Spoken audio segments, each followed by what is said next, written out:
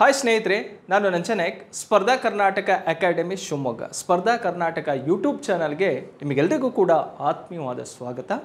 ಸ್ನೇಹಿತರೆ, ಇವತ್ತಿನ ಈ ಒಂದು ವಿಡಿಯೋದಲ್ಲಿ ಗ್ರಾಮ ಆಡಳಿತ ಅಧಿಕಾರಿ, ವಿಲೇಜ್ ಅಡ್ಮಿನಿಸ್ಟ್ರೇಟಿವ್ ಆಫೀಸರ್, ಈ ಹುದ್ದೆಯಲ್ಲಿ ಜನರಲ್ ಸ್ಟಡೀಸ್ ಪೇಪರಲ್ಲಿ ಒಂದು ಕಾನ್ಸೆಪ್ಟ್ ಇದೆ, ಪಂಚಾಯತ್ ರಾಜ್ ಅಂಥೇಳಿ. ಪಂಚಾಯತ್ ರಾಜ್ ಪ್ಲಸ್ ಗ್ರಾಮೀಣ ಅಭಿವೃದ್ಧಿ ಕಾರ್ಯಕ್ರಮಗಳು ಅಂತ ಒಂದು ಕಾನ್ಸೆಪ್ಟ್ ಬರುತ್ತೆ.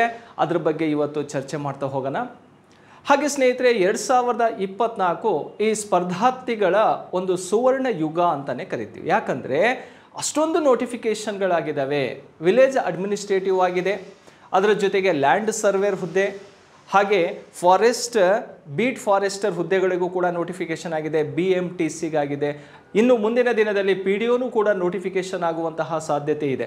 ಇಷ್ಟೆಲ್ಲ ನೋಟಿಫಿಕೇಷನ್ನು ನಿಮ್ಮ ಕಣ್ಮುಂದೆ ಇದೆ, ನೀವು ಅದಕ್ಕೋಸ್ಕರ ತಯಾರಿಯನ್ನು ನಡೆಸ್ತಾ ಇದ್ದೀರಿ. ಆ ಒಂದು ನಿಟ್ಟಿನಲ್ಲಿ ಸ್ಪರ್ಧಾ ಕರ್ನಾಟಕ ಅಕಾಡೆಮಿಯ ವತಿಯಿಂದ ನಾವು ಹಲವಾರು ವಿಡಿಯೋಸ್ಗಳನ್ನು ಯೂಟ್ಯೂಬ್ ಚಾನಲಲ್ಲಿ ನಾವು ಬಿಡ್ತಾನೆ ಬರ್ತಾ ಇದ್ದೀವಿ.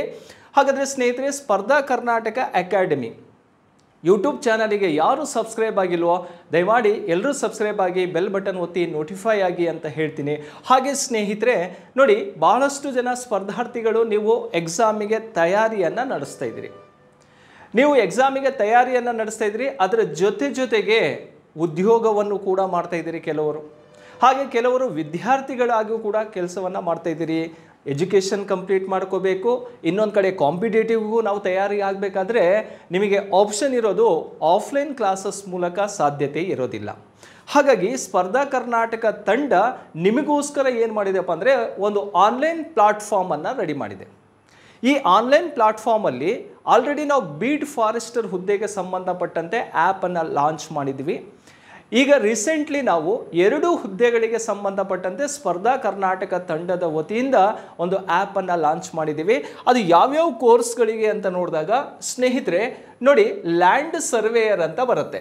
ಲ್ಯಾಂಡ್ ಸರ್ವೇಯರ್ ಭೂಮಾಪಕ ಹುದ್ದೆಗಳಿಗೆ ಸಂಬಂಧಪಟ್ಟಂತೆ ಸ್ಪರ್ಧಾ ಕರ್ನಾಟಕ ಮೊಬೈಲ್ ಆ್ಯಪಲ್ಲಿ ಈ ಆನ್ಲೈನ್ ಕ್ಲಾಸಸ್ಸನ್ನು ನಾವು ಸ್ಟಾರ್ಟ್ ಮಾಡಿದ್ದೀವಿ. ಈ ಆನ್ಲೈನ್ ಕ್ಲಾಸಸ್ಸು ಕಂಪ್ಲೀಟ್ ಆಗಿರುವಂತಹ ಒಂದು ಪ್ಯಾಕೇಜ್ ಇರುತ್ತೆ. ಇಲ್ಲಿ ಪೇಪರ್ ಫಸ್ಟಿಗೆ ಸಂಬಂಧಪಟ್ಟಂತೆ ಜನರಲ್ ಸ್ಟಡೀಸ್ ವಿಷಯಗಳನ್ನು ಕೂಡ ಒಳಗೊಂಡಿರುತ್ತೆ. ಅದರ ಜೊತೆಗೆ ಪೇಪರ್ 2 ವಿಷಯದಲ್ಲೂ ಬರುವಂತಹ ಏನು ಪ್ಯೂರ್ಲಿ ಮ್ಯಾಥ್ಸ್ ಇರುತ್ತೆ, ಜಿಯೋಗ್ರಫಿ ಮತ್ತು ಫಿಸಿಕ್ಸ್ ಅಂತ ಸೇರಿಬಿಟ್ಟು 100 ಕ್ವಶನ್ಸನ್ನು ಕೊಡ್ತಾನೆ. ಅದು ಪೇಪರ್ 2 ಅಲ್ಲಿ ಪೆಸಿಫಿಕ್ ಪೇಪರ್ ಅಂತ ಬರುತ್ತೆ. ಅದು ಕೂಡ ಈ ಒಂದು ಆ್ಯಪಲ್ಲಿ ನಿಮಗೆ ಸಿಗ್ತಾ ಹೋಗುತ್ತೆ. ನೀವು ಮಾಡಬೇಕಾಗಿರುವಂಥ ಕೆಲಸ, ಪ್ಲೇ ಸ್ಟೋರಿಗೆ ಹೋಗಿ ಸ್ಪರ್ಧಾ ಕರ್ನಾಟಕ ಅಕಾಡೆಮಿ ಅಂತ ಮೊಬೈಲ್ ಆ್ಯಪ್ ಇದೆ, SKA ಅಂತ ಸಿಗುತ್ತೆ. ಅದನ್ನು ಡೌನ್ಲೋಡ್ ಮಾಡಿಕೊಂಡ್ರೆ ಅದರಲ್ಲಿ ನಿಮಗೆ ಈ ಲ್ಯಾಂಡ್ ಸರ್ವೇಯರ್ ಅಂತ ಸಿಗುತ್ತೆ. ನೀವು ಪೇಪರ್ ಫಸ್ಟು ಪೇಪರ್ ಸೆಕೆಂಡ್ ಎರಡೂ ಕೂಡ ತಗೋಬೋದು, ಅಥವಾ ಪೇಪರು ಸೆಕೆಂಡ್ ಮಾತ್ರ ತೆಗೆದುಕೊಳ್ತೀವಂದ್ರೂ ಅದಕ್ಕೂ ಕೂಡ ನಿಮಗೆ ಆಪ್ಷನ್ ಇರುತ್ತೆ. ಇದ್ರ ಬಗ್ಗೆ ನಿಮಗೆ ಹೆಚ್ಚಿನ ಮಾಹಿತಿ ಏನಾದ್ರು ಬೇಕಿದ್ರೆ ಇಲ್ಲಿರುವಂಥ ನಂಬರಿಗೆ ಕಾಲ್ ಮಾಡಿ ಮಾಹಿತಿ ಪಡ್ಕೊಳ್ಳಿ.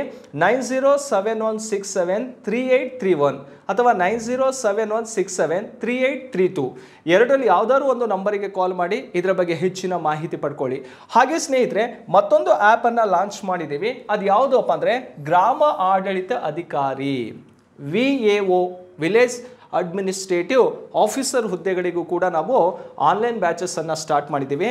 ಇದು ಆನ್ಲೈನ್ ಮತ್ತು ಆಫ್ಲೈನ್ ಎರಡೂ ಬ್ಯಾಚಸ್ಗಳಿರ್ತವೆ. ಇಲ್ಲಿ ಆನ್ಲೈನ್ಗೆ ಸಂಬಂಧಪಟ್ಟಂತೆ ಹೇಳೋದಾದರೆ ನಿಮಗೆ ಇಲ್ಲಿ ಬರುವಂತಹ ಒಂದು ಪೇಪರ್ ಏನಿರುತ್ತಲ್ಲ, ಆ ಪೇಪರ್ ಕಂಪ್ಲೀಟ್ ಪೇಪರ್ ಫಸ್ಟ್ ಮತ್ತು ಪೇಪರ್ ಸೆಕೆಂಡಿಗೆ. ಪೇಪರ್ ಫಸ್ಟಲ್ಲಿ ಜನರಲ್ ಸ್ಟಡೀಸ್ ಇರುತ್ತೆ, ಪೇಪರ್ ಸೆಕೆಂಡು ಕಮ್ಯುನಿಕೇಷನ್ ಪೇಪರ್ ಇರುತ್ತೆ, ಕನ್ನಡ, ಇಂಗ್ಲೀಷ್ ಮತ್ತು ಕಂಪ್ಯೂಟರ್ಗೆ ಸಂಬಂಧಪಟ್ಟಿರುತ್ತೆ. ಇದು ಕೂಡ ನೀವು ಪ್ಲೇ ಸ್ಟೋರಿಗೆ ಹೋಗಿ ಆ್ಯಪನ್ನು ಡೌನ್ಲೋಡ್ ಮಾಡಿಕೊಂಡ್ರೆ ಈ ಒಂದು ಗ್ರಾಮ ಆಡಳಿತ ಅಧಿಕಾರಿ ಹುದ್ದೆಗೆ ಸಂಬಂಧಪಟ್ಟಂತೆ ವಿಡಿಯೋಸ್ಗಳು ನಿಮಗೆ ಸಿಗ್ತವೆ. ಇದ್ರ ಬಗ್ಗೆನೂ ಕೂಡ ಮಾಹಿತಿ ಬೇಕಿದ್ರೆ ಇಲ್ಲಿರುವಂತಹ ನಂಬರಿಗೆ ಕಾಲ್ ಮಾಡಿ ಹೆಚ್ಚಿನ ಮಾಹಿತಿಯನ್ನು ತೆಗೆದುಕೊಳ್ಳಿ. ನಿಮ್ಮ ಕೆಲಸ ಕಾರ್ಯದ ಜೊತೆಗೆ ಫ್ರೀ ಟೈಮಲ್ಲಿ ಈ ವಿಡಿಯೋಸನ್ನು ನೋಡ್ಕೊಳ್ತಾ ಹೋದರೆ ನೀವು ವಿತ್ ನೋಟ್ಸು, PDF ನೋಟ್ಸು ಕೊಡ್ತೀವಿ. ಹಾಗೆ ಟೆಸ್ಟ್ ಸೀರೀಸು ಕೂಡ ನಿಮಗೆ ಸಿಗ್ತಾ ಹೋಗ್ತವೆ. ಒಟ್ಟು ಚಾಪ್ಟರ್ ವೈಸಲ್ಲಿ, ಸಿಲೆಬಸ್ ವೈಸಲ್ಲಿ ನಿಮಗೆ ಕಾನ್ಸೆಪ್ಟನ್ನು ಕ್ಲಿಯರ್ ಮಾಡ್ತಾ ಹೋಗ್ತೀವಿ. ಸ್ನೇಹಿತರೆ, ಹೆಚ್ಚಿನ ಮಾಹಿತಿಗಾಗಿ ಈ ನಂಬರ್ಗೆ ನೀವು ಸಂಪರ್ಕ ಮಾಡ್ಬೋದು. ಹಾಗೆ ಇವತ್ತಿನ ಕಾನ್ಸೆಪ್ಟಿಗೆ ಹೋಗೋಣ. ಏನು ಈ ಗ್ರಾಮ ಆಡಳಿತ ಅಧಿಕಾರಿ ಹುದ್ದೆ ಏನಂತ ಇದೆಯಲ್ಲ, ಆ ಹುದ್ದೆಗೆ ಸಂಬಂಧಪಟ್ಟಂತೆ ಈ ಗ್ರಾಮ ಪಂಚಾಯಿತಿ, ತಾಲೂಕು ಪಂಚಾಯಿತಿ ಹಾಗೂ ಜಿಲ್ಲಾ ಪಂಚಾಯಿತಿ ಅಂದರೆ ಪಂಚಾಯತ್ ರಾಜ್ ವ್ಯವಸ್ಥೆಗೆ ಸಂಬಂಧಪಟ್ಟಂತೆ, ಅದರ ಜೊತೆಗೆ ಗ್ರಾಮೀಣ ಅಭಿವೃದ್ಧಿ ಕಾರ್ಯಕ್ರಮಗಳು ಅಂತ ಸಿಲೆಬಸ್ ಇರುತ್ತಲ್ಲ, ಅದರ ಬಗ್ಗೆ ಇವತ್ತು ಬೇಸಿಕ್ ಇನ್ಫಾರ್ಮೇಷನನ್ನು ನಿಮಗೆ ಕ್ಲಿಯರ್ ಮಾಡ್ತಾ ಹೋಗ್ತೀನಿ, ಅದು ಪ್ರಶ್ನೆಗಳ ಮೂಲಕ. ಹಾಗಾದರೆ ಇವತ್ತಿನ ಮೊದಲನೇ ಪ್ರಶ್ನೆ ಯಾವುದು ನೋಡಿ ಸ್ನೇಹಿತರೆ, ಯಾವ ದಿನವನ್ನು ಪಂಚಾಯತ್ ರಾಜ್ ದಿನ ಎಂದು ಆಚರಿಸಲಾಗುತ್ತದೆ ಅಂತ ಕ್ವಶನ್ ಇದೆ. ಆಪ್ಷನ್ನು ಅಕ್ಟೋಬರ್ 2 ಇದೆ, ಮತ್ತು ಏಪ್ರಿಲ್ 24, ಮೇ 16, ಡಿಸೆಂಬರ್ 3 ಅಂತ ಕಂಡುಬರುತ್ತೆ. ಈಗ ನಾವು ಇದಕ್ಕೆ ಸರಿಯಾದಂಥ ಉತ್ತರವನ್ನು ನೋಡೋದಾದರೆ ಯಾವುದು ರೈಟ್ ಆನ್ಸರ್ ಆಗಿರುತ್ತಪ್ಪ ಅಂದರೆ ಏಪ್ರಿಲ್ 24 ಏನಿದೆಯಲ್ಲ ಇದು ಸರಿಯಾದಂತಹ ಒಂದು ಉತ್ತರ, ರೈಟ್. ಯಾಕೆ ಏಪ್ರಿಲ್ 24ನೇ ಭಾರತದಲ್ಲಿ ಪಂಚಾಯತ್ ರಾಜ್ ದಿವಸ್ ಅಂಥೇಳಿ ಸೆಲೆಬ್ರೇಷನ್ ಮಾಡ್ತೀವಿ ನೋಡಿ. ಈ ಒಂದು ಪ್ರಶ್ನೆ ನಿಮಗೆ PDO ಎಕ್ಸಾಮ್ ಹಿಂದೆ ನಡೆದಿರುವಂತಹ PDO ಎಕ್ಸಾಮಲ್ಲೂ ಕೂಡ ರೈಸ್ ಆಗಿದೆ.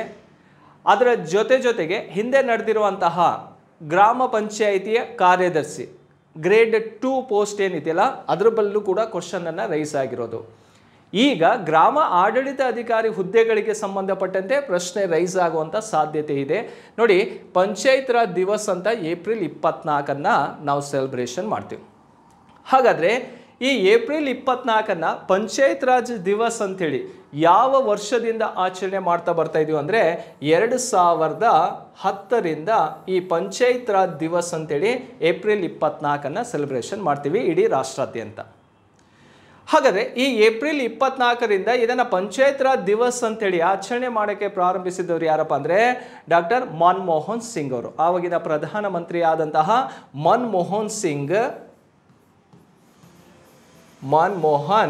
ಸಿಂಗ್ ಅವರ ಕಾಲದಲ್ಲಿ ಇದನ್ನು ಪಂಚಾಯತ್ ರಾಜ್ ದಿವಸ್ ಅಂತೇಳಿ ಆಚರಣೆ ಮಾಡೋಕ್ಕೆ ಪ್ರಾರಂಭಿಸಿದ್ದು ನೋಡಿ. ಏಪ್ರಿಲ್ 24 ಏನು ವಿಶೇಷತೆಯಪ್ಪ ಅಂದರೆ ನೋಡಿ 1993 ಏಪ್ರಿಲ್ 24ಕ್ಕೆ ಭಾರತದಲ್ಲಿ ಪಂಚಾಯತ್ ರಾಜ್ ವ್ಯವಸ್ಥೆ ಅನ್ನುವಂಥದ್ದು ಜಾರಿಗೆ ಬಂತು ಸಂವಿಧಾನದ 73ನೇ ತಿದ್ದುಪಡಿ ಮೂಲಕ. ಯಾವುದು 73ನೇ ತಿದ್ದುಪಡಿ ಕಾಯಿದೆ 1992 ಅಂತಲೇ ಕರಿತೀವಿ. 73rd ಅಮೆಂಡ್ಮೆಂಟ್ ಅಂತಲೇ ಕರಿತೀವಿ 1992. ಇದು ಜಾರಿಗೆ ಬಂದಿದ್ದು 1993 ಏಪ್ರಿಲ್ 24ಕ್ಕೆ ರಾಷ್ಟ್ರಪತಿ ಸಹಿ ಹಾಕ್ತಾರೆ. 20ಕ್ಕೆ ಅವರು ಸಹಿ ಹಾಕಿದ ನಂತರ ಏಪ್ರಿಲ್ 24ರಿಂದ ಈ ಪಂಚಾಯತ್ ರಾಜ್ ಅನ್ನೋದು ಭಾರತದಲ್ಲಿ ಸಂವಿಧಾನದ ಒಂದು ಭಾಗವಾಗಿ ಸೇರ್ಪಡೆಗೊಳ್ಳುತ್ತೆ. ಅದರ ನೆನಪಿಗಾಗಿ 2010ರಿಂದ ಇದನ್ನು ಪಂಚಾಯತ್ ರಾಜ್ ದಿವಸ್ ಅಂತಲೇ ಸೆಲೆಬ್ರೇಷನ್ ಮಾಡ್ತಾ ಬರ್ತಾ ಇದ್ದೀವಿ. ಓಕೆ, ಹಾಗಾದರೆ ಸೆಕೆಂಡ್ ಕ್ವಶನಿಗೆ ಹೋಗೋಣ. ಪಂಚಾಯತ್ ರಾಜ್ ಪಿತಾಮಹ ಎಂದು ಯಾರನ್ನ ಕರೆಯುತ್ತಾರೆ? ಬಲವಂತರಾಯ್ ಮೆಹ್ತಾ ಅವರನ್ನ, ಅಥವಾ ನೆಹರು, ಸರಪಂಚ ಅಥವಾ ಪಂಚರನ್ನ ಅಂತ ಕೊಟ್ಟಿರ್ತಾರೆ. ಪಂಚಾಯತ್ ರಾಜ್ ಪಿತಾಮಹ ಅಂತ ಕರೆಯೋದು ಯಾರನ್ನ? ಬಲವಂತರಾಯ್ ಮೆಹ್ತಾರವರನ್ನ ಭಾರತದಲ್ಲಿ ಪಂಚಾಯತ್ ರಾಜ್ ಪಿತಾಮಹ, father of Indian panchayat Raj father ಅಂತಾನೆ ಕರಿತೀವಿ ನಾವು. ಹಾಗಾದರೆ ಈ ಪಂಚಾಯತ್ ರಾಜ್ ಪಿತಾಮಹ ಅಂತೇಳಿ ಇವರನ್ನು ಯಾಕೆ ಕರಿತೀವಿ ನೋಡಿ. ಈ ಒಂದು ಬಲವಂತರಾಯ್ ಮೆಹ್ತಾ ಸಮಿತಿ ಅಂಥೇಳಿ ರಚನೆಯಾಗಿದ್ದು 1957ರಲ್ಲಿ. ಯಾವಾಗ?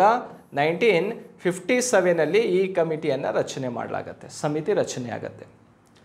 1957ರಲ್ಲಿ ಈ ಸಮಿತಿ ರಚನೆ ಆಗೋದಕ್ಕೆ ಮೂಲ ಕಾರಣ ಏನಪ್ಪ ಅಂದರೆ ಭಾರತದಲ್ಲಿ, ಸ್ವತಂತ್ರ ಭಾರತದಲ್ಲಿ ಗ್ರಾಮೀಣ ಅಭಿವೃದ್ಧಿ ಕಾರ್ಯಕ್ರಮ ಅಂತ 2 ಕಾರ್ಯಕ್ರಮಗಳು ಜಾರಿಗೆ ಬರ್ತವೆ. ಆ 2 ಕಾರ್ಯಕ್ರಮಗಳು ಯಾವುದು ಅಂತ ಕೇಳಿದರೆ, ಒಂದು CDP ಅಂತ ಬರುತ್ತೆ, CDP ಅಂತ ಬರುತ್ತೆ, ಕಮ್ಯುನಿಟಿ ಡೆವಲಪ್ಮೆಂಟ್ ಪ್ರೋಗ್ರಾಮ್ ಅಂಥೇಳಿ. ಇನ್ನೊಂದು NEP ಅಂತ ಬರುತ್ತೆ, NEP ನ್ಯಾಷನಲ್ ಎಕ್ಸ್ಟೆನ್ಷನ್ ಪ್ರೋಗ್ರಾಮ್ ಅಂತ. ಸಮುದಾಯ ಅಭಿವೃದ್ಧಿ ಕಾರ್ಯಕ್ರಮ, ರಾಷ್ಟ್ರೀಯ ವಿಸ್ತರಣಾ ಕಾರ್ಯಕ್ರಮ ಅಂತ 2 ಪ್ರೋಗ್ರಾಮ್ಸ್ಗಳು ಬರ್ತವೆ, ನ್ಯಾಷನಲ್ ಎಕ್ಸ್ಟೆನ್ಷನ್ ಪ್ರೋಗ್ರಾಮ್ ಅಂಥೇಳಿ. ಈ ಪ್ರೋಗ್ರಾಮ್ಸ್ಗಳು ಯಾವ ರೀತಿ ಕಾರ್ಯವನ್ನು ನಿರ್ವಹಣೆ ಮಾಡ್ತಾ ಇದ್ದಾವೆ ಅಂಥೇಳಿ ಅದರ ಬಗ್ಗೆ ಅಧ್ಯಯನ ಮಾಡಲು ಬಲವಂತರಾಯ್ ಮೆಹ್ತಾ ಕಮಿಟಿ ಅಂಥೇಳಿ 1957ರಲ್ಲಿ ಸಮಿತಿಯನ್ನು ರಚನೆ ಮಾಡಲಾಗತ್ತೆ. ಸೊ ಈ ಕಮಿಟಿಯ ವರದಿಯ ಆಧಾರದ ಮೇಲೆ ಭಾರತದಲ್ಲಿ ಏನು ಮಾಡಲಾಗತ್ತಪ್ಪ ಅಂದರೆ ಈ ಕಮಿಟಿ ರೆಕಮೆಂಡೇಶನ್ ಮಾಡುತ್ತೆ. ಏನಂತ ಹೇಳ್ತಿದ್ದು? ಪ್ರಜಾಪ್ರಭುತ್ವದ ವಿಕೇಂದ್ರೀಕರಣ ಆಗಬೇಕು ಅಂತ ಕರೀತಾರೆ ಅವರು. ನೋಡಿ, ಪ್ರಜಾಪ್ರಭುತ್ವದ ವಿಕೇಂದ್ರೀಕರಣ ಅಂದರೆ ಏನಪ್ಪ ಅಂದರೆ ಕೇವಲ ಅಧಿಕಾರ ಕೇಂದ್ರ ಅಥವಾ ರಾಜ್ಯ ಸರ್ಕಾರದಲ್ಲಿದ್ದರೆ ಸಾಕಾಗಲ್ಲ, ಅಧಿಕಾರ ಅನ್ನುವಂಥದ್ದು ಕೆಳಮಟ್ಟದಲ್ಲೂ ಕೂಡ ಹಂಚಿಕೆ ಆಗಬೇಕು. ಆ ಕೆಳಮಟ್ಟದಲ್ಲಿ ಹಂಚಿಕೆ ಆಗಬೇಕಂದ್ರೆ ಗ್ರೌಂಡ್ ಲೆವೆಲಲ್ಲಿ ಡೆವಲಪ್ ಆಗಬೇಕು ಅಂತೇಳಿ ಈ ಪಂಚಾಯತ್ ರಾಜ್ ವ್ಯವಸ್ಥೆಯನ್ನು ಭಾರತದಲ್ಲಿ ಜಾರಿಗೆ ತರಬೇಕು ಅಂತ ಮೊಟ್ಟ ಮೊದಲು ಸಜೆಷನ್ ಕೊಟ್ಟವ್ರು ಯಾರಪ್ಪ ಅಂದರೆ ಬಲವಂತ್ ರಾಯ್ ಮೆಹತಾರವರು. ಇವ್ರು ಹೇಳ್ತಾರೆ ಈ 3 ಹಂತದ ಪಂಚಾಯತ್ ವ್ಯವಸ್ಥೆಯನ್ನು ಜಾರಿಗೆಗೊಳಿಸಬೇಕು ಅಂತ ಹೇಳ್ತಾರೆ. 3 ಟೈರ್ ಸಿಸ್ಟಮನ್ನು ಇಂಪ್ಲಿಮೆಂಟ್ ಮಾಡಬೇಕು. ಅಡ್ಮಿನಿಸ್ಟ್ರೇಟಿವ್ ಡಿಸೆಂಟ್ರಲೈಸೇಷನ್ ಆಗಬೇಕು, ಅಂದರೆ ಅಧಿಕಾರದ ವಿಕೇಂದ್ರೀಕರಣ ಆಗ್ತಾ ಹೋಗಬೇಕು. ಹೇಗೆ ಅಧಿಕಾರವನ್ನು ವಿಕೇಂದ್ರೀಕರಣ ಮಾಡಬೇಕಂದ್ರೆ 3 ಹಂತದ ಪಂಚಾಯತ್ ರಾಜ್ ವ್ಯವಸ್ಥೆಯನ್ನು ಭಾರತದಲ್ಲಿ ಜಾರಿಗೆ ತರಬೇಕು ಅಂತ ಹೇಳ್ತಾರೆ. ಹಾಗಾದರೆ ಆ 3 ಹಂತದ ಪಂಚಾಯತ್ ಯಾವುದು? ಒಂದು ಗ್ರಾಮ ಮಟ್ಟದಲ್ಲಿ ಗ್ರಾಮ ಪಂಚಾಯಿತಿ ಅಂತೇಳಿ, ಸೊ ಎರಡನೇದು ತಾಲೂಕು ಮಟ್ಟದಲ್ಲಿ ಬ್ಲಾಕ್ ಪಂಚಾಯಿತಿ ಅಂತೇಳಿ ಬ್ಲಾಕ್ ಪಂಚಾಯತ್ ಅಂತ ಒಂದು ಜಾರಿಗೆ ತರಬೇಕು. ಜಿಲ್ಲಾ ಮಟ್ಟದಲ್ಲಿ ಜಿಲ್ಲಾ ಪರಿಷತ್ ಅಂಥೇಳಿ ಜಾರಿಗೆ ಬರಬೇಕು ಅಂತ 3 ಟೈರ್ ಸಿಸ್ಟಮ್ಗೆ ಇಂಪ್ಲಿಮೆಂಟ್ ಮಾಡಬೇಕು ಅಂತ ಸಜೆಷನ್ ಕೊಟ್ಟವ್ರು ಯಾರಪ್ಪ ಅಂದರೆ ಬಲವಂತ್ ರಾಯ್ ಮೆಹತಾರವರು. ಆ ಒಂದು ಉದ್ದೇಶದಿಂದ ಇವರನ್ನು ಭಾರತದ ಪಂಚಾಯತ್ ರಾಜ್ ವ್ಯವಸ್ಥೆಯ ಪಿತಾಮಹ ಅಂತಲೇ ಕರಿತೀವಿ. ಭಾರತದಲ್ಲಿ ಈ ಸ್ಥಳೀಯ ಸರ್ಕಾರಗಳ ಪಿತಾಮಹ ಯಾರು ಅಂತ ಕೇಳಿದರೆ ಸೊ ಅದು ಕೂಡ ಇಂಪಾರ್ಟೆಂಟ್ ಆಗುತ್ತೆ. ಲಾರ್ಡ್ ರಿಪ್ಪನ್ ಅವರನ್ನು ಸ್ಥಳೀಯ ಸರ್ಕಾರದ ಪಿತಾಮಹ ಅಂತಲೂ ಕೂಡ ಕರಿತೀವಿ. ಓಕೆ, ಹಾಗಾದರೆ ಸ್ನೇಹಿತರೆ ಈ ಬಲವಂತ್ ರಾಯ್ ಮೆಹ್ತಾ ಇಂಪಾರ್ಟೆಂಟ್ ಏನನ್ನೋದು ಗೊತ್ತಾಗುತ್ತೆ. ನೆಕ್ಸ್ಟ್ ಕಾನ್ಸೆಪ್ಟಿಗೆ ಹೋಗೋಣ. 3ನೇ ಪ್ರಶ್ನೆ ಯಾವುದಿದೆ? ಭಾರತದಲ್ಲಿ ಪಂಚಾಯತ್ ರಾಜ್ ವ್ಯವಸ್ಥೆಯನ್ನು ಯಾರು ಪರಿಚಯಿಸಿದರು ಅಥವಾ ಯಾರ ಕಾಲದಲ್ಲಿ ಇದನ್ನು ಪರಿಚಯಿಸಿದ್ರು? ನೋಡಿ ಆಪ್ಷನ್ ಹೇಗಿದೆ ನೋಡಿ. ಸ್ಥಳೀಯ ಜನರು ಪರಿಚಯ ಮಾಡಿಕೊಟ್ರ, ಇದು ತಪ್ಪಾಗತ್ತೆ. ಸರಪಂಚರು, ಅದು ಕೂಡ ತಪ್ಪಾಗಿರುತ್ತೆ. ಗಾಂಧಿ ಅಂತ ಇದೆ, ಅದು ಕೂಡ ತಪ್ಪು. ಸರಿಯಾದಂಥ ಉತ್ತರ ಯಾವುದಪ್ಪ ಅಂದರೆ ಪಂಡಿತ್ ಜವಾಹರ್ಲಾಲ್ ನೆಹರೂರವರು. ಏನಿದು ಪಂಚಾಯತ್ ರಾಜ್ ವ್ಯವಸ್ಥೆಯನ್ನು ಯಾರು ಪರಿಚಯ ಮಾಡಿಕೊಟ್ರು, ಹೇಗೆ ಪರಿಚಯ ಮಾಡಿಕೊಟ್ರು? ನೋಡಿ, ಹಿಂದಿನ ಪ್ರಶ್ನೆಗೂ ಇದಕ್ಕೂ ಲಿಂಕ್ ಇದೆ. ಯಾವ ರೀತಿ ಲಿಂಕ್ ಇದೆ? ಹಿಂದೆ ಬಲವಂತ್ ರಾಯ್ ಮೆಹತಾರವರು 3 ಹಂತದ ಪಂಚಾಯತ್ ವ್ಯವಸ್ಥೆಯನ್ನು ಜಾರಿಗೆಗೊಳಿಸಬೇಕಂತ ರಿಪ್ಪನ್ನರ್ ವರದಿಯನ್ನು ಕೇಂದ್ರ ಸರ್ಕಾರಕ್ಕೆ ಸಲ್ಲಿಸ್ತಾರೆ. ಆ ವರದಿಯನ್ನು ಇಂಪ್ಲಿಮೆಂಟ್ ಮಾಡುವಂಥದ್ದು ಸರ್ಕಾರದ ಅಧೀನದಲ್ಲಿ ಇರುತ್ತೆ. ಆ ಟೈಮಲ್ಲಿ ಭಾರತದಲ್ಲಿ ಪ್ರಧಾನಮಂತ್ರಿ ಆಗಿದ್ದಂಥವ್ರು ಯಾರಪ್ಪ ಅಂದರೆ ಪಂಡಿತ್ ಜವಾಹರ್ಲಾಲ್ ನೆಹರು ಅವರು ಪ್ರಧಾನಮಂತ್ರಿ ಆಗಿದ್ದರು. ಅವರ ಅವಧಿಯಲ್ಲಿ ಈ ಬಲವಂತ್ ರಾಯ್ ಮೆಹತಾರವರ ವರದಿಯ 3 ಹಂತದ ಪಂಚಾಯತ್ ವ್ಯವಸ್ಥೆಯನ್ನು ಜಾರಿಗೆಗೊಳಿಸಬೇಕು ಅಂತಲೇ ಇದನ್ನು ಮೊಟ್ಟ ಮೊದಲ ಬಾರಿಗೆ 3 ಹಂತದ ಪಂಚಾಯತ್ ವ್ಯವಸ್ಥೆಯನ್ನು ಜಾರಿಗೊಳಿಸಿದ್ದು ಯಾವಾಗ ಅಂತ ಕೇಳಿದರೆ 1959 ಅಕ್ಟೋಬರ್ 2ನೇ ತಾರೀಕಿಗೆ ಭಾರತದಲ್ಲಿ 3 ಹಂತದ ಪಂಚಾಯತ್ ವ್ಯವಸ್ಥೆಯನ್ನು ಜಾರಿಗೊಳಿಸಲಾಯಿತು. ಹಾಗಾದರೆ ಈ 3 ಹಂತದ ಪಂಚಾಯತ್ ವ್ಯವಸ್ಥೆಯನ್ನು ಜಾರಿಗೊಳಿಸಿದಕ್ಕೆ ಸಪೋರ್ಟ್ ಮಾಡಿದಂಥವ್ರು ಯಾರು ಅಂತ ಕೇಳಿದರೆ ಪಂಡಿತ್ ಜವಾಹರ್ಲಾಲ್ ನೆಹರು ಅವರು. ಆದ್ದರಿಂದ ಇವರನ್ನು ಪಂಚಾಯತ್ ರಾಜ್ ವ್ಯವಸ್ಥೆಯನ್ನು ಪರಿಚಯಿಸಿದ ವ್ಯಕ್ತಿ ಅಂತಲೇ ನಾವು ಕನ್ಸಿಡರ್ ಮಾಡ್ತೀವಿ. ಕ್ಲಿಯರಾ? ಎಷ್ಟು ಹಂತದ ಪಂಚಾಯತನ್ನು? 3 ಹಂತದ ಪಂಚಾಯತು ಭಾರತದಲ್ಲಿ ಯಾವ ವರ್ಷ ಜಾರಿಗೆ ಬಂತು ಅಂತ ಕೇಳಿದರೆ 1959 ಅಕ್ಟೋಬರ್ 2ನೇ ತಾರೀಕು ಈ ಒಂದು ಸಿಸ್ಟಮ್ ಅನ್ನುವಂಥದ್ದು ಜಾರಿಗೆ ಬಂತು. ಇದಕ್ಕೆ ಸರಿಯಾದಂಥ ಉತ್ತರ ಯಾವುದು? ಜವಾಹರ್ಲಾಲ್ ನೆಹರೂರವರು. ನೆಕ್ಸ್ಟ್ ಪ್ರಶ್ನೆಗೆ ಹೋಗೋಣ. ಯಾವ ತಿದ್ದುಪಡಿ ಗ್ರಾಮ ಸಭೆಯು ಪಂಚಾಯತ್ ರಾಜ್ ವ್ಯವಸ್ಥೆಯ ಅಡಿಪಾಯವಾಗಿ ರಾಜ್ಯ ಶಾಸಕಾಂಗಗಳು ಅದಕ್ಕೆ ವಹಿಸಿಕೊಟ್ಟ ಕಾರ್ಯಗಳು ಮತ್ತು ಅಧಿಕಾರಗಳನ್ನು ನಿರ್ವಹಿಸಲು ಕಲ್ಪಿಸುತ್ತದೆ? ಸಿಂಪಲ್ ಅರ್ಥ ಮಾಡ್ಕೊಳ್ಳಿ. ಯಾವ ತಿದ್ದುಪಡಿ ಗ್ರಾಮ ಸಭೆ ಪಂಚಾಯತ್ ರಾಜ್ ವ್ಯವಸ್ಥೆಯ ಬಗ್ಗೆ ಮಾಹಿತಿಯನ್ನು ಕೊಡತ್ತೆ ಅಂಥೇಳಿ. ಇವರು ಗ್ರಾಮ ಸಭೆ ಮಾಡುವಂಥ ಕೆಲಸಗಳು ಯಾವ ಒಂದು ಕಾಯಿದೆ ಅಡಿಯಲ್ಲಿ ತಿದ್ದುಪಡಿಯಲ್ಲಿ ಕಂಡುಬರುತ್ತಂತ ಕೇಳಿದಾಗ ಸ್ನೇಹಿತರೆ 73ನೇ ಸಂವಿಧಾನ ತಿದ್ದುಪಡಿ ಅನ್ನುವಂಥದ್ದು ಗ್ರಾಮ ಸಭೆಯ ಕಾರ್ಯಗಳ ಬಗ್ಗೆ ತಿಳಿಸುತ್ತೆ. ನೋಡಿ, ಭಾರತದಲ್ಲಿ 73 ಮತ್ತು 74ನೇ ತಿದ್ದುಪಡಿ ಮಸೂದೆಗಳು ಕಂಡುಬರ್ತವೆ. 73 73rd ಆ್ಯಂಡ್ 74th ಕಂಡುಬರುತ್ತೆ. ಈ ಸಂವಿಧಾನದ 73ನೇ ತಿದ್ದುಪಡಿ ಅನ್ನುವಂಥದ್ದು ಯಾವುದಕ್ಕೆ ಸಂಬಂಧಿಸಿದಪ್ಪ ಅಂದರೆ ಇದು ಗ್ರಾಮೀಣ ಸ್ಥಳೀಯ ಸರ್ಕಾರಕ್ಕೆ ಸಂಬಂಧಿಸಿರುವಂಥದ್ದು. ಗ್ರಾಮೀಣ ಸ್ಥಳೀಯ ಸರ್ಕಾರ ಅಂದರೆ 3 ಪಂಚಾಯತ್ ವ್ಯವಸ್ಥೆಗಳು ಬರ್ತವೆ. ಒಂದು ಗ್ರಾಮ ಪಂಚಾಯತ್, ಕ್ಲಿಯರಾ? ಇನ್ನೊಂದು ತಾಲೂಕು ಪಂಚಾಯತ್, ಮತ್ತೊಂದು ಯಾವುದಪ್ಪ ಅಂದರೆ ಜಿಲ್ಲಾ ಪಂಚಾಯತ್ ಅಂತ ಕಂಡುಬರುತ್ತೆ. ಇಲ್ಲಿ 74ನೇ ತಿದ್ದುಪಡಿ ಯಾವುದಕ್ಕೆ ಸಂಬಂಧಿಸಿರುತ್ತೆ? ನಗರ ಸ್ಥಳೀಯ ಸರ್ಕಾರಗಳಿಗೆ ಸಂಬಂಧಿಸಿರುತ್ತೆ. ಅಲ್ಲಿ ಯಾವ್ಯಾವ್ದು ಬರ್ತವೆ? ಒಂದು ಪುರಸಭೆ ಅಂತ ಬರುತ್ತೆ, ಪುರಸಭೆ, ನೆಕ್ಸ್ಟ್ ನಗರಸಭೆ ಮತ್ತು ಮಹಾನಗರ ಪಾಲಿಕೆ ಅಂತ ಬರುತ್ತೆ, ಮಹಾನಗರ ಪಾಲಿಕೆ ಅಂತ ಕಂಡುಬರುತ್ತೆ. ಸೊ ಇವು 73rd ಮತ್ತು 74th ಬಗ್ಗೆ ಗೊತ್ತಿರಬೇಕು. ಈಗ ಗ್ರಾಮ ಸಭೆ ಅನ್ನೋದು ಗ್ರಾಮ ಮಟ್ಟದಲ್ಲಿ ಕಂಡುಬರುತ್ತೆ, ಅಂದರೆ ಹಳ್ಳಿ ಲೆವೆಲಲ್ಲಿ ಕಂಡುಬರೋದು. ಹಾಗಾಗಿ ಎಲ್ಲಿ ಕಂಡುಬರುತ್ತದು? 73ನೇ ತಿದ್ದುಪಡಿ ಅಧಿನಿಯಮದಲ್ಲಿ ಕಂಡುಬರುವಂಥದ್ದು ಈ ಒಂದು 3 ಹಂತದ ಪಂಚಾಯತಿ ವ್ಯವಸ್ಥೆ ಇದೆಯಲ್ಲ, ಗ್ರಾಮ, ತಾಲೂಕು, ಜಿಲ್ಲಾ ಪಂಚಾಯತಿ. ಗ್ರಾಮ ಸಭೆ ಎನ್ನುವಂಥದ್ದು ಗ್ರಾಮ ಮಟ್ಟದಲ್ಲಿ ನಡೆಯುವಂತಹ ಒಂದು ಸಭೆಯಾಗತ್ತೆ. ಪ್ರತಿ 6 ತಿಂಗಳಿಗೊಮ್ಮೆ ಈ ಒಂದು ಸಭೆಯನ್ನು ನಡೆಸ್ತಾರೆ. ಇಡೀ ಗ್ರಾಮ ವ್ಯಾಪ್ತಿಯಲ್ಲಿ ಇರುವಂತಹ ಸಮಸ್ಯೆಗಳಿಗೆ ಪರಿಹಾರವನ್ನು ಈ ಒಂದು ಸಭೆಯ ಮೂಲಕ ಬಗೆಹರಿಸೋದನ್ನು ನಾವು ನೋಡ್ಬೋದು. ಹಾಗಾಗಿ ಇದಕ್ಕೆ ಸರಿಯಾದಂಥ ಉತ್ತರ ಯಾವುದಪ್ಪ ಅಂದರೆ 73ನೇ ತಿದ್ದುಪಡಿ ಆಗಿರುತ್ತೆ. ನೆಕ್ಸ್ಟ್ ಕ್ವಶನಿಗೆ ಹೋಗೋಣ. ಭಾರತದಲ್ಲಿ ಈ ಕೆಳಗಿನ ಯಾವ ರಾಜ್ಯಗಳು ಪಂಚಾಯತ್ ರಾಜನ್ನು ಜಾರಿಗೆ ತಂದ ಮೊದಲ ರಾಜ್ಯವಾಗಿರುತ್ತೆ?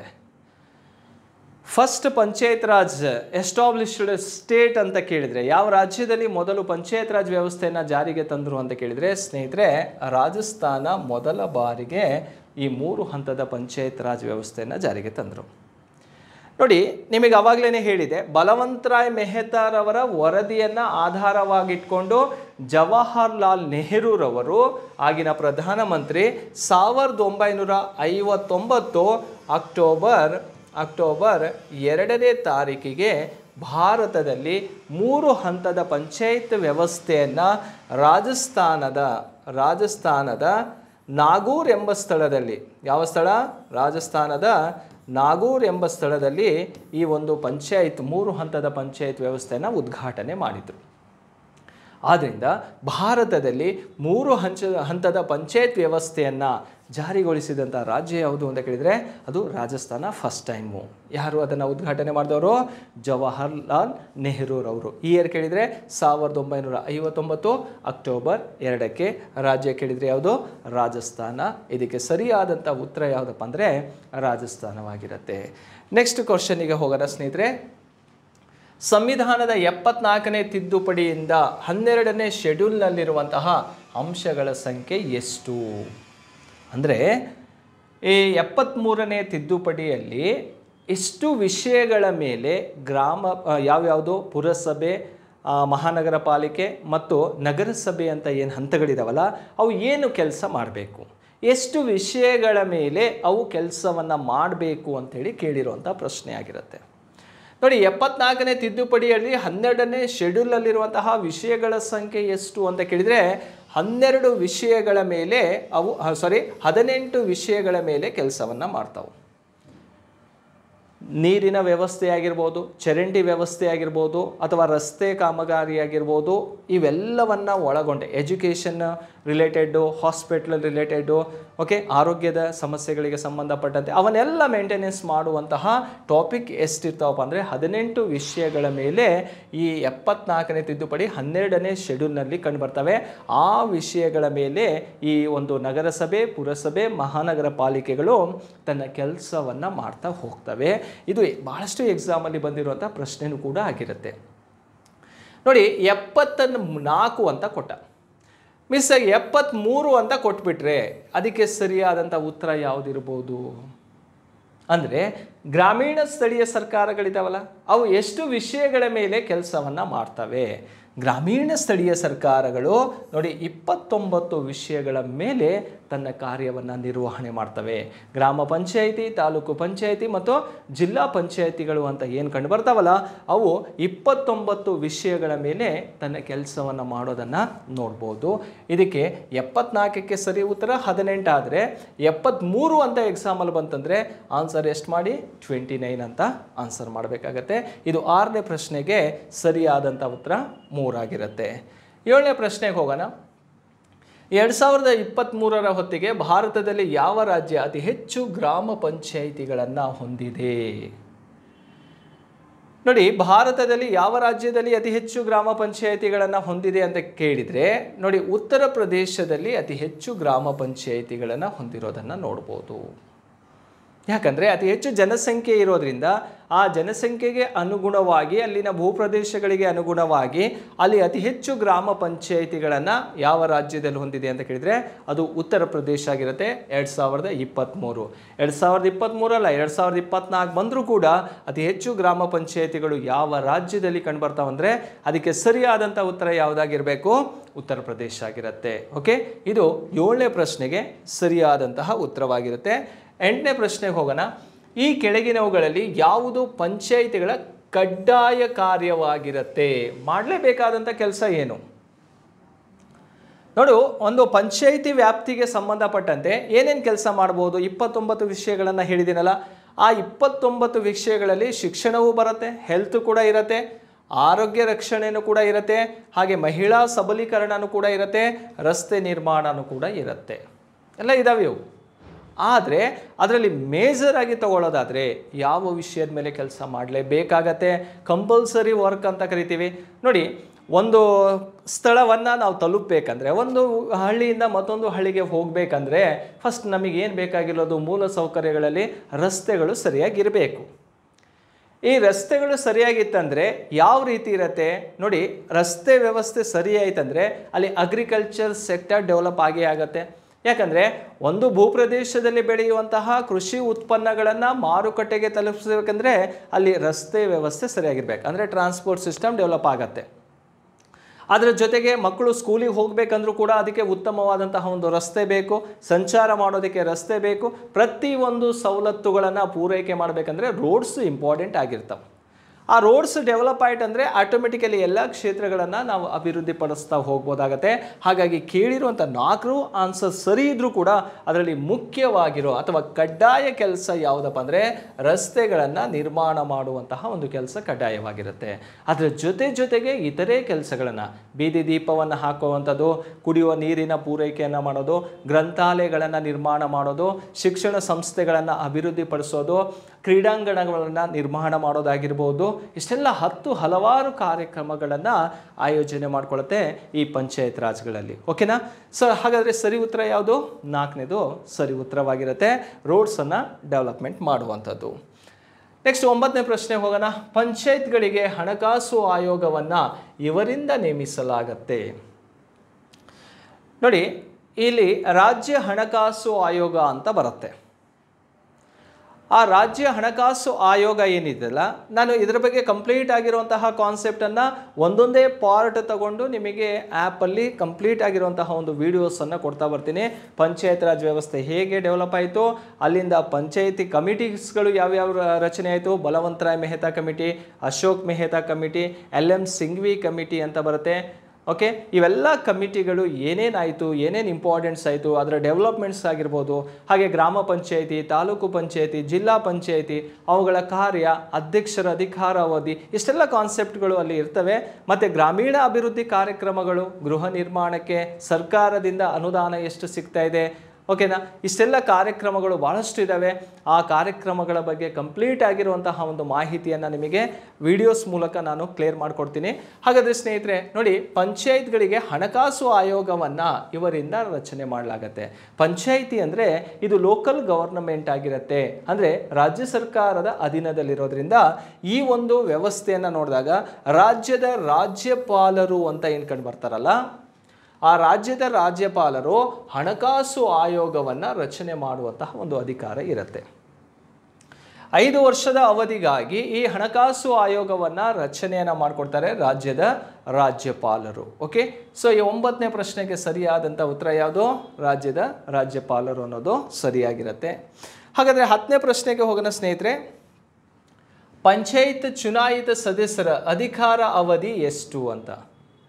ಒಬ್ಬ ಪಂಚಾಯಿತಿಯಲ್ಲಿ ಒಬ್ಬನನ್ನು ಚುನಾವಣೆ ಮಾಡಿದ್ದೀವಿ ಅಂದರೆ, ಒಂದು ಟೈಮ್ ಎಲೆಕ್ಷನ್ ಆಯ್ತಂದರೆ ಅವರ ಅಧಿಕಾರ ಅವಧಿ ಎಲ್ಲಿವರೆಗಿರುತ್ತಂದರೆ ನಮಗೆಲ್ಲ ಕಾಮನ್ ಆಗಿ ಗೊತ್ತೇ ಇರುತ್ತೆ. ಎಷ್ಟು ವರ್ಷ ಅಂದರೆ 5 ವರ್ಷದವರೆಗೆ ಅವರು ಅಧಿಕಾರದಲ್ಲಿ ಇರ್ತಾರೆ.